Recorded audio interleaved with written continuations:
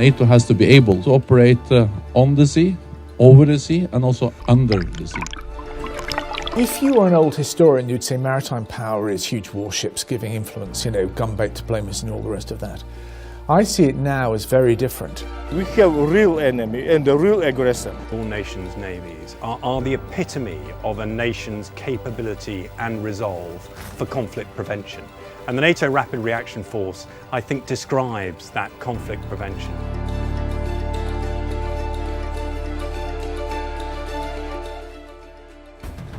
From mine clearance to defence from ballistic missiles, from humanitarian response to counter-piracy, NATO's maritime power provides some of the most mobile and flexible response to crises. Secure seas mean the safe transit of 85% of world goods, from essential fuel to the latest iPhone. Protecting trade, infrastructure and populations requires more than just might. It needs networked information and, most of all, multinational cooperation. NATO's maritime strategy is changing. New maritime Operation Sea Guardian will be a much more flexible way to respond to crises quickly and adapt to meet any new threat. But to understand how it might work in the future, we must first look to the past. Operation Sea Guardian builds on two of NATO's largest and most successful maritime operations: anti-piracy Operation Ocean Shield in the Horn of Africa and anti-terrorism Operation Active Endeavour in the Mediterranean. They've both demonstrated years of capable networked intelligence sharing that has almost eradicated the danger to merchant shipping in these areas. Merchant vessel Pollux, this is NATO warship Foxtrot 220 calling you channel 16, over.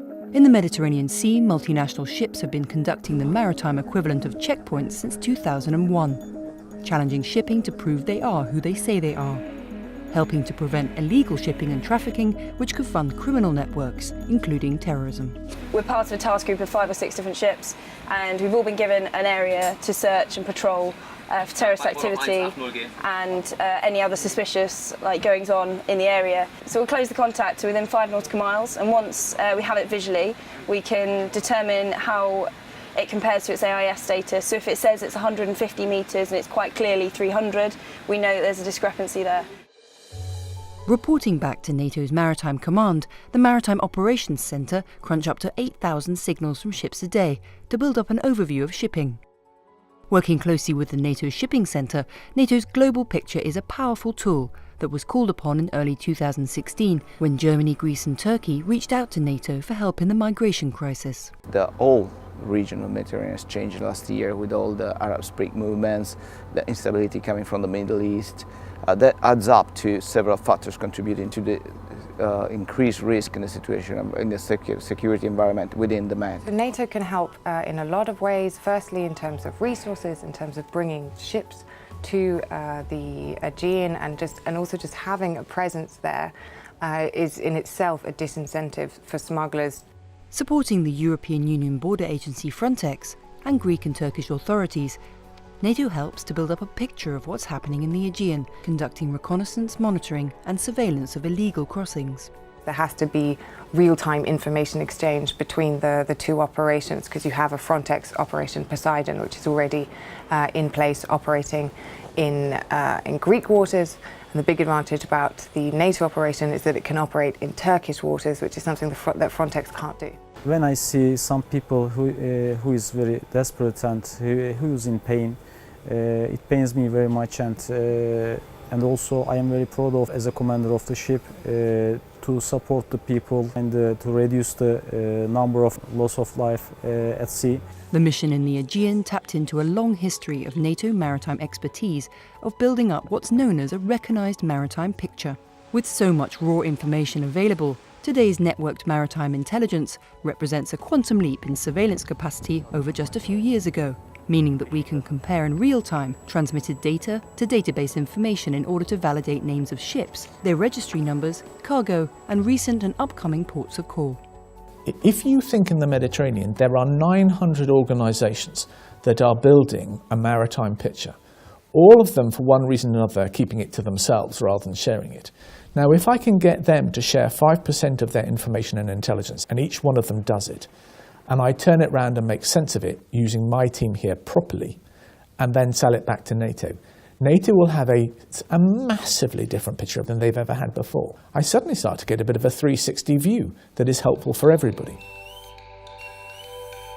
NATO's core maritime strength is divided into 4 multinational standing maritime groups that are ready to respond to any tasking. With years of focus on land-based campaigns, these groups are finding a new lease of life as attention turns back to the seas. NATO, quite frankly, has been focused on Afghanistan, rightly so, for the last decade or so, and we've now got to restore a broader contingent capability within NATO. If the world's attention was focused on operations in Iraq and Afghanistan, what brought it back to the seas? One reason is the annexation of Crimea by Russia that saw an increase of aggressive Russian surface and submarine activity in the Black and Baltic Seas. Another is the ongoing instability in the Middle East and North Africa, which has seen an increase in illegal activity in the Mediterranean. 8 years ago, we allowed the maritime, along with many other parts of NATO, to stultify a little bit, to get a little bit lost in what we were doing. And of course, there was not a threat perceived. And that has changed, sadly, with the world situation. But what we are starting to see is that there needs to be components of the maritime, like land and air, who really can react quite quickly, need to break free of NATO process and procedures to change the way they're doing business. The speed with which NATO maritime forces were deployed to the Aegean is an indicator of how fast future crises could be met and how mobile maritime forces can be. What people don't realise is for the first time ever, I actually moved 2 task groups. I didn't ask permission. I just moved them so that we were ready to respond if political decision makers needed to go an extra step. It's that readiness to respond through forward deployment of forces that will provide the core of NATO's future maritime strategy. Instead of single mission operations, a flexible force ready for a range of war and peacetime activities. We don't have to look far to find an example. The NATO response force is a multifaceted military force constantly at high readiness. Part of the response force is a maritime component. Warships can travel upwards 360 miles in a day, perhaps more than that. When we're there, we're almost immediately ready if we understand the environment. We're at high readiness, but we draw upon allied nations' ships to respond to a time of crisis, whether it was an Article 5 or other one. So that's what the NATO response force is. In the maritime, it involves ships, it involves aircraft, it involves submarines, it involves the amphibious capabilities, and it works alongside the land and air components. HMS Ocean, a landing platform capable of launching aircraft and troops to support any mission, is the flagship of the NATO response force for 2016. I mean, first and foremost, it's a huge privilege for Ocean, the Royal Navy, to be the flagship for NATO for 2016. It was a vast amount of training last year, and we're at high readiness throughout the year for that. And it means we've got to be ready for whatever may happen. And as you know, the world's an uncertain place at the moment, and we need to be ready to move wherever NATO may want us to go and to take charge of what happens. And that could be anything from a high-end warfighting environment down to disaster relief, humanitarian operations. And part of my job as the commanding officer is to make sure the ship's company are ready to do that. And by that I mean the ability to put armed forces across the beach by a combination of either surface craft or aviation, and we can tailor that exactly on the operation. Amphibious landings, as they're known, are a key part of warfare or humanitarian operations, accessing people in remote and hard-to-reach places. It's something NATO nations and partners train regularly. An amphibious operation can be done in 2 different ways, one via surface or the other via air. If you have more than one ship, even within the United States Navy, the communications just between those 2 ships can be challenging. Now add a different service and then add a 3rd ship. Now add 14 or 15 different countries, and now we're combined. That is itself extremely complex, challenging, but the training we gain by doing this is extremely valuable. Without nation support, there is no NATO. Nations have the ships and personnel that go to make up NATO maritime forces, which helps support their own national interest.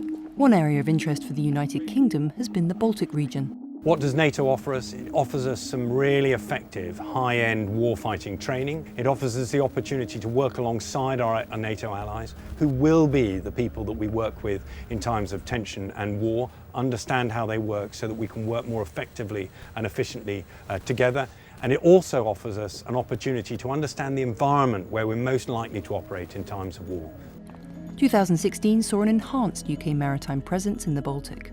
including one frigate to standing NATO Maritime Group 1.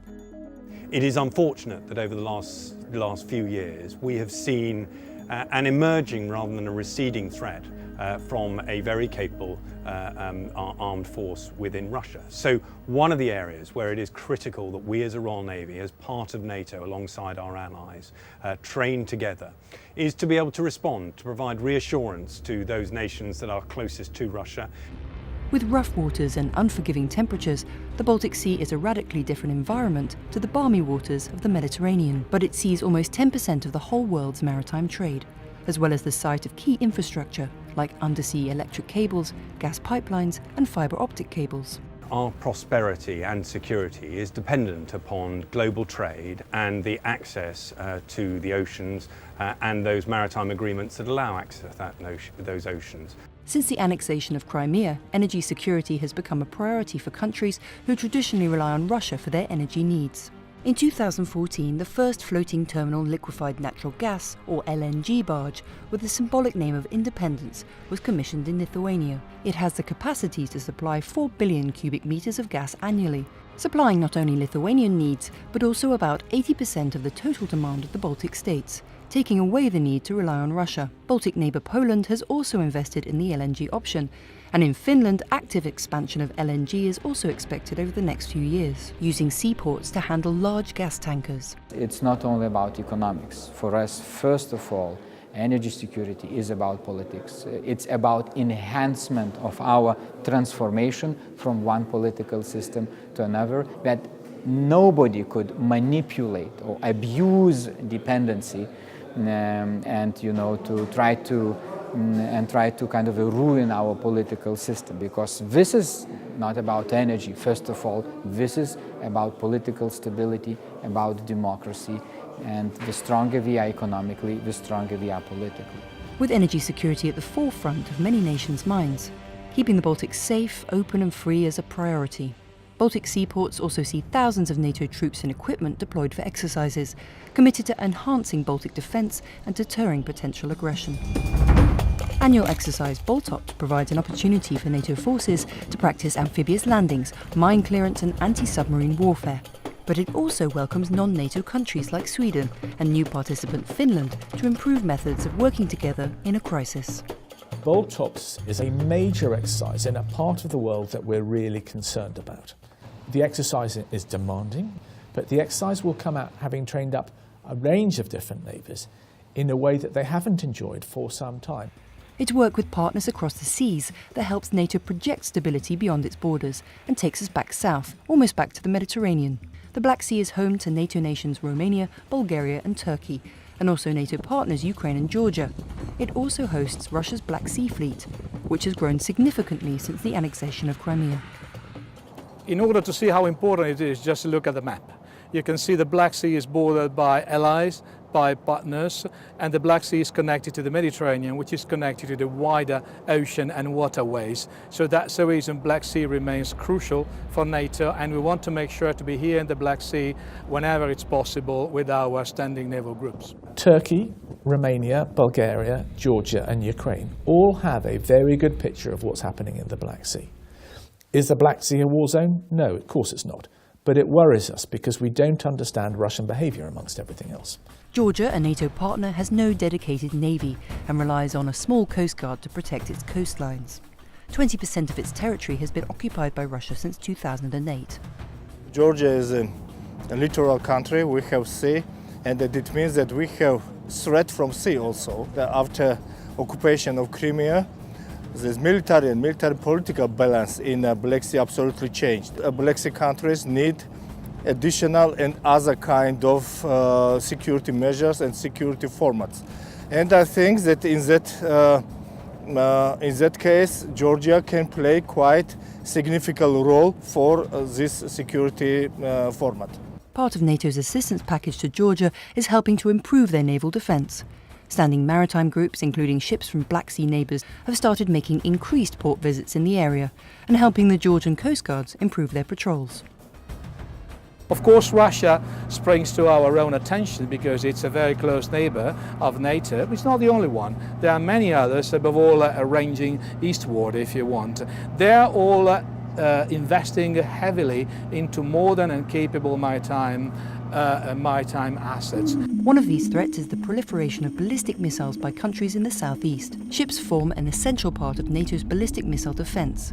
Here at a demonstration off the coast of Scotland, US Aegis ships intercept a missile tracked by powerful radar mounted on a Dutch ship. The Aegis ships, stationed at Rota, Spain, are capable of being deployed anywhere in the world to counter the threat of missiles being launched from an increasingly unstable Middle East.